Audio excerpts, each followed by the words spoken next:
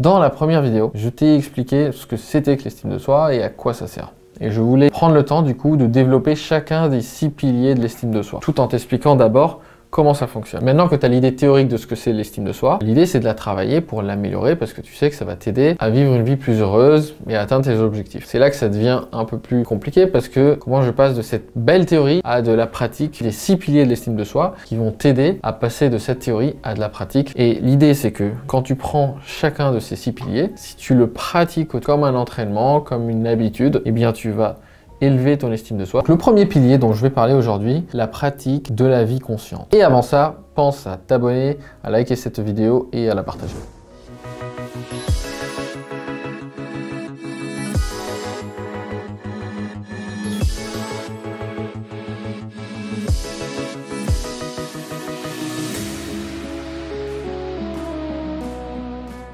Donc la vie consciente, c'est quoi? En anglais, on dit living consciously. On pourrait reprendre la métaphore que dans beaucoup de gens sont un peu des zombies. Ils sont un petit peu des somnambules, des zombies à travers leur propre existence. Ils ne se rendent pas compte des vrais choix qu'ils font. Ils font des choix automatiques. C'est cette métaphore de zombies ou de personnes qui sont un peu somnambules. On la retrouve dans plusieurs traditions religieuses, dans pas mal de théories de développement personnel. Et c'est ça, cette idée d'être enfermé dans un automatisme.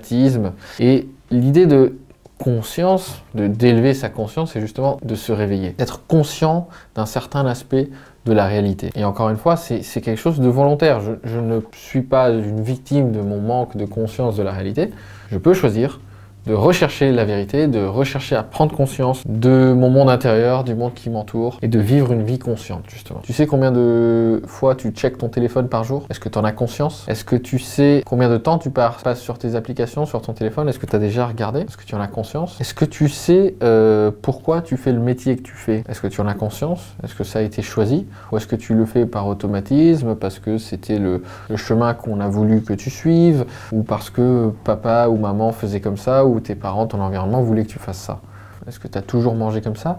Est-ce que tu as conscience des aliments que tu manges et de l'effet qu'ils vont avoir sur ta santé, ou est-ce que c'est un automatisme? Est-ce que tu fumes? Et si tu fumes, est-ce que tu sais, est-ce que tu as conscience de l'effet que ça a sur ta santé? Si tu as conscience de cet effet-là et que tu n'arrêtes pas de fumer, on peut dire que tu trahis ta conscience. Encore une fois, pour rappel, l'estime de soi, c'est la réputation que l'on acquiert envers soi-même. La réputation que j'acquiers envers moi-même. Si ce premier pilier te paraît un peu plus théorique, ne t'inquiète pas, les autres sont plus simples à comprendre. On est obligé de passer par là parce que chaque pilier en fait va s'appuyer sur le précédent pour t'aider à construire une belle estime de soi. Et du coup, c'est quand même important de prendre ce temps de t'expliquer ce que c'est que de vivre consciemment. D'ailleurs, en termes de nutrition, de perte de poids, vivre consciemment, c'est se rendre compte, apprendre les choses qui sont nocives pour ta prise de poids ou nocives pour sa santé et lesquelles sont juste des mythes. Si ça t'intéresse, je t'ai mis un livre, Les 11 mensonges du fitness, qui t'explique justement quels sont les mythes et quelles sont les bonnes choses, mais passons. Vivre consciemment, chercher à être conscient de tout ce qui a trait à nos actions, à nos objectifs, autant que possible, autant que faire se peut avec ta capacité actuelle. Encore une fois, il n'y a pas une idée d'idéal dans ce qui est estime de soi, ni dans les piliers. Il n'y a pas l'idée de ça y est, j'ai atteint le but, je suis parfaitement conscient de tout. Ça n'arrive pas, ça n'existera jamais. C'est juste ce processus de chercher à prendre conscience des choses et de sortir du déni qui est positif pour l'estime de soi. Le travail sur l'estime de soi, c'est un processus, c'est pas un objectif, un graal à atteindre. Et pour améliorer son estime de soi, on ne demande pas de faire mieux, d'atteindre un 10 sur 10 en termes de chacun des piliers. On dit juste avec ce que tu as aujourd'hui et c'est déjà très bien et tu verras que déjà si tu fais de ton mieux sur chacun des 6 piliers, ton estime de soi va être boostée et tu vas le ressentir vraiment au quotidien. Donc vivre consciemment, donc c'est de la vie consciente, c'est plus que voir et c'est plus que savoir, c'est de chercher à vivre en accord avec ce qu'on voit, écouter le monde extérieur et adapter mon comportement, adapter mes choix avec ces apprentissages. Attention aux malentendus, ça veut pas dire que je dois être constamment conscient de tout ce que je fais. Par exemple, si tu sais déjà conduire et que c'est un automatisme, tu dois pas forcément à chaque fois dire oh là là, j'appuie sur telle pédale, je fais tel truc. Non, si c'est devenu un automatisme, c'est un automatisme. Par contre, tu dois être conscient de ton environnement et quel est ton objectif. Deuxièmement, la pratique de la vie consciente, ça veut pas dire que tu dois être tout le temps en mode résolution d'objectifs, en mode scientifique ou en mode entrepreneur. Non, parfois la bonne chose à faire, quand tu as conscience justement de toi, c'est de te reposer, c'est de prendre un peu de recul, c'est de prendre soin de soi. Tout est une question de contexte. Et c'est ça aussi la conscience, tout est une question de choix aussi. C'est ok de se focaliser focaliser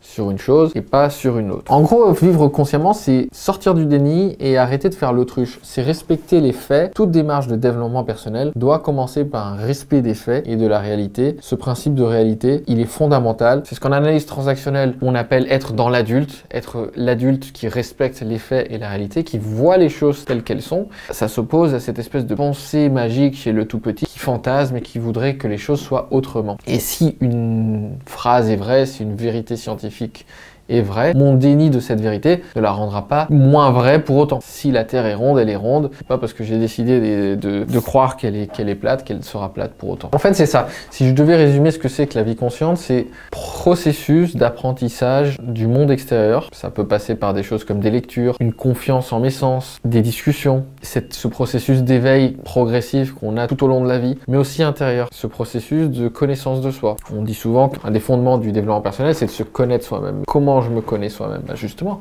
en s'écoutant, en se confrontant à la réalité, en se disant par exemple, si je suis pas quelqu'un de très grand ni très athlétique, je vais peut-être pas être champion de basket. Même si j'aurais rêvé d'être champion de basket, c'est peut-être pas fait pour moi. Si j'ai du mal avec les maths, je vais peut-être pas pouvoir être un ingénieur, même si j'ai ce fantasme, même si ça me fait plaisir. Peut-être qu'il faut que je choisisse aussi des métiers ou des aspirations qui correspondent à mes capacités. Parfois dans le développement personnel, on a tendance à dire aux gens, oui, mais tu peux faire ce que tu veux, être ce que tu veux, c'est magique, il suffit de faire des efforts. Oui, on peut faire beaucoup de choses, mais on ne peut pas tout faire systématiquement. Chacun a ses forces et ses faiblesses, chacun a ses limites, et avoir conscience de ses limites, c'est aussi quelque chose de primordial.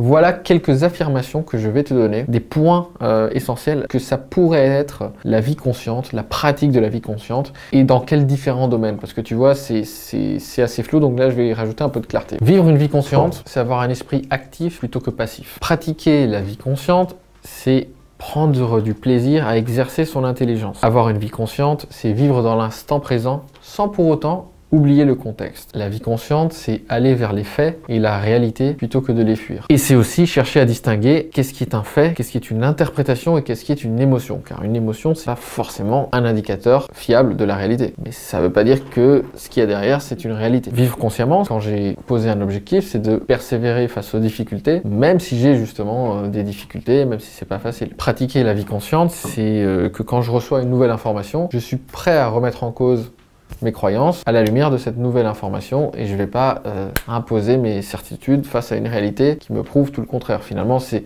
assez proche de l'effet ego. Avoir une vie consciente, c'est chercher à se débarrasser de cet ego qui nous protège et qui dit non, non, non, je choisis de ne pas voir les choses telles qu'elles sont. Vivre une vie consciente, c'est être prêt à admettre ses erreurs et à les corriger. Trouver humiliant le fait d'admettre une erreur, c'est un signe très clair d'un problème d'estime de soi. Parce qu'au final, on fait tous des erreurs. Chercher à comprendre le monde dans lequel on vit, c'est aussi une façon d'augmenter son niveau de conscience. Chercher à comprendre son monde intérieur, ses besoins, ses aspirations, ses émotions, ses motivations. Et ça aussi, c'est vivre une vie consciente et se rapprocher de la réalité. D'ailleurs, est-ce que tu sais ce que tu ressens en ce moment? Si je te pose la question comme ça, est-ce que tes actions, tout ce que tu dis vouloir sont alignés? Ou est-ce qu'il y a une dissonance? Faire la chasse un peu aux dissonances et au manque d'alignement, c'est aussi chercher à vivre une vie consciente. Et je finirai par cet autre point que j'aime beaucoup, c'est chercher à comprendre les valeurs qui nous guident dans le but de savoir s'ils correspondent à un choix personnel et lucide. Voilà pour ce premier pilier de l'estime de soi, la pratique de la vie consciente.